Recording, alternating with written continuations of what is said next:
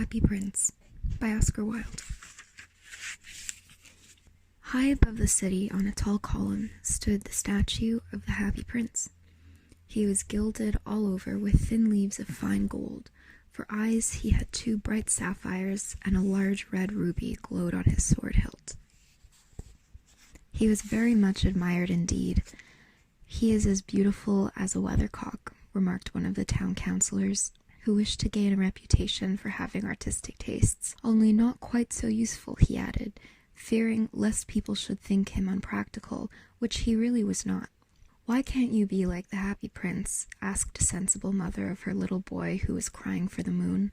"The Happy Prince never dreams of crying for anything." "I'm glad there's someone in the world who is quite happy," muttered a disappointed man as he gazed at the wonderful statue. "He looks just like an angel," said the charity children as they came out of the cathedral in their bright scarlet cloaks and their clean white pinafores. "How do you know?" said the mathematical master. "You have never seen one." "Ah, but we have in our dreams," answered the children. And the mathematical master frowned and looked very severe, for he did not approve of children dreaming. One night there flew over the city a little swallow. His friends had gone away to Egypt 6 weeks before, but he had stayed behind, for he was in love with the most beautiful reed.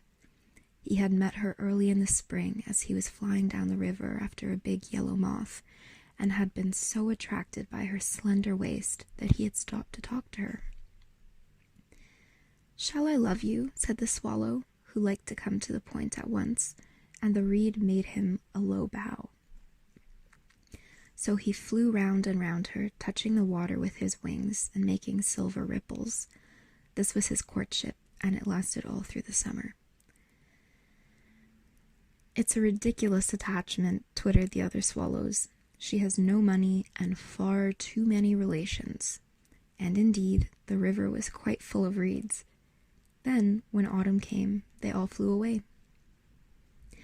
After they had gone, he felt lonely, and began to tire of his lady-love. "She has no conversation," he said, "and I'm afraid that she is a coquette, for she is always flirting with the wind." And certainly, whenever the wind blew, the reed made the most graceful curtsies. "I admit that she is domestic," he continued, "but I love traveling, and my wife, consequently, should love traveling also." "Will you come away with me?" he said finally to her, but the reed shook her head. She was so attached to her home. "You have been trifling with me," he cried. "I'm off to the pyramids. Goodbye." And he flew away. All day long he flew, and at night time he arrived in the city. "Where shall I put up?" he said. "I hope the town has made preparations." Then he saw the statue on the tall column. "I will put up there," he cried. "It's a fine position with plenty of fresh air." So he alighted just between the feet of the Happy Prince. "I have a golden bedroom," he said softly to himself as he looked round, and he prepared to go to sleep. But just as he was putting his head under his wing, a large drop of water fell on him. "What a curious thing!" he cried. "There's not a single cloud in the sky. The stars are quite clear and bright, and yet it's raining. The climate in the north of Europe is really dreadful." The reed used to like the rain, but that was merely her selfishness. Then another drop fell.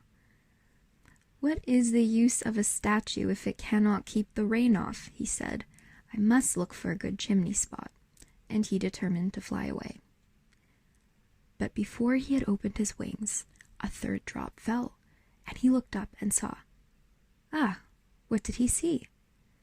The eyes of the Happy Prince were filled with tears, and tears were running down his golden cheeks. His face was so beautiful in the moonlight that the little swallow was filled with pity. "Who are you?" he said. "I am the Happy Prince." "Why are you weeping then?" said the swallow. "You have quite drenched me." "When I was alive and had a human heart," answered the statue, "I didn't know what tears were, for I lived in the palace of Sans Souci, where sorrow is not allowed to enter. In the daytime I played with my companions in the garden, and in the evening I led the dance in the great hall. Round the garden ran a very lofty wall, but I never cared to ask what lay beyond it. Everything about me was so beautiful. My courtiers called me the Happy Prince, and happy indeed I was, if pleasure be happiness. So I lived, and so I died. And now that I am dead, they have set me up here so high that I can see all the ugliness and all the misery of my city, and though my heart is made of lead, yet I cannot choose but weep. What?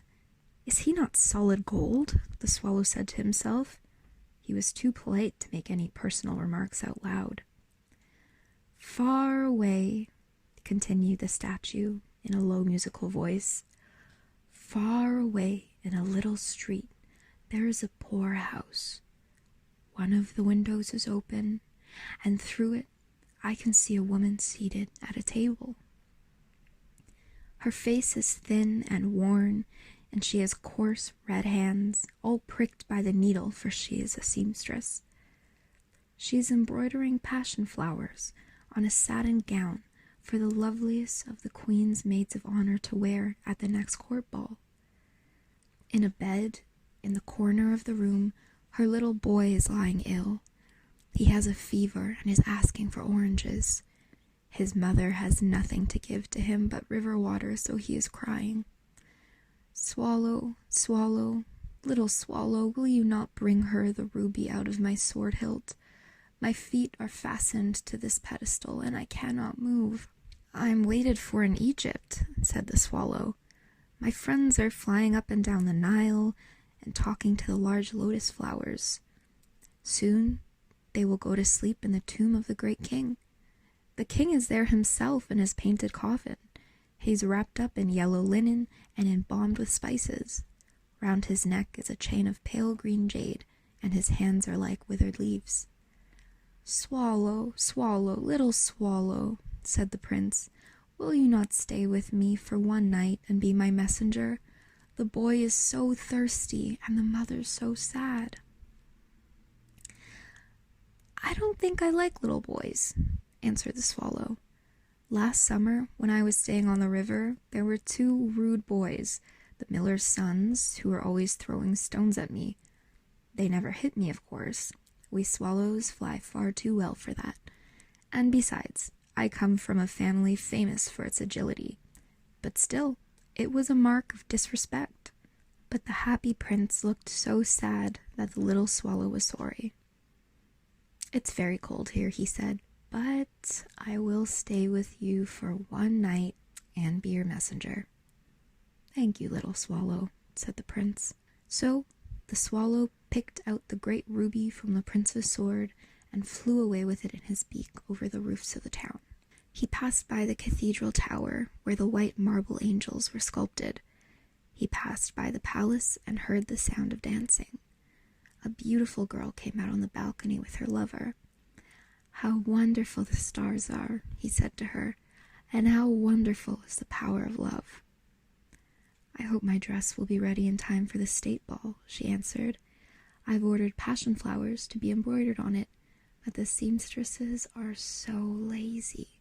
He passed over the river and saw the lanterns hanging to the masts of the ships. He passed over the ghetto and saw the old bargaining with each other and weighing out money in copper scales. At last he came to the poorhouse and looked in. The boy was tossing feverishly on his bed, and the mother had fallen asleep. She was so tired.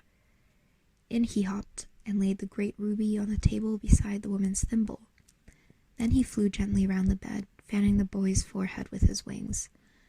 How cool I feel, said the boy. I must be getting better. And he sank into a delicious slumber.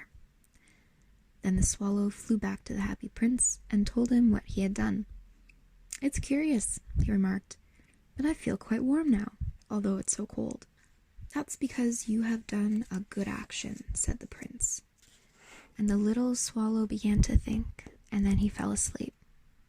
Thinking always made him sleepy.